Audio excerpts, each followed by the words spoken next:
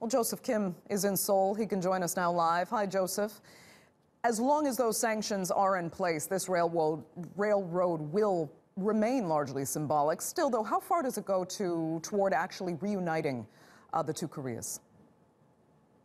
Well, among the 100 South Koreans that went on the train from Seoul to Panmun Station, which is in North Korea, we know that not only were there government officials and politicians, but there were also displaced members of families that were displaced during the Korean War. And if you spoke to them, reporters who spoke to them, they said that this was so fascinating that they were able to go across into North Korea and that maybe someday they'll be able to be reunited and go to where they once came from before the war broke out. Now, we've been hearing these talks between North and South Korea about possibly holding even video conference calls between displaced families.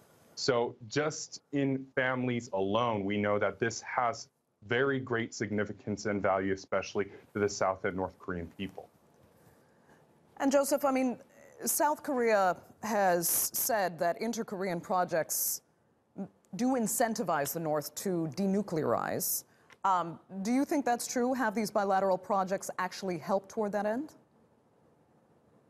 Well, South Korean President Moon Jae-in has assured Kim Jong-un, North Korean leader Kim Jong-un, since their first summit together that they could have joint projects if North Korea does decide to denuclearize, whether it's having a joint industrial zone or just like this ceremony was for the groundbreaking of reconnecting railways and roads.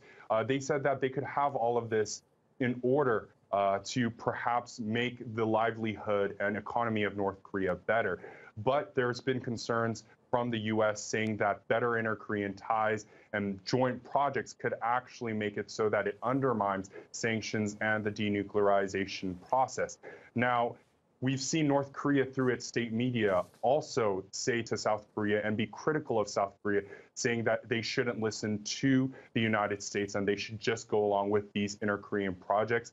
But we also know that there's friction now between the U.S. and South Korea as they're going through defense sharing negotiations, and earlier reports do state that now, despite having gone through them for some time, that they're back at ground zero. And so it does seem that what's happening within the White House between Mattis leaving, as well as Donald Trump saying about defense sharing of Asian countries with U.S. troops stationed in them, is causing some tension within the region.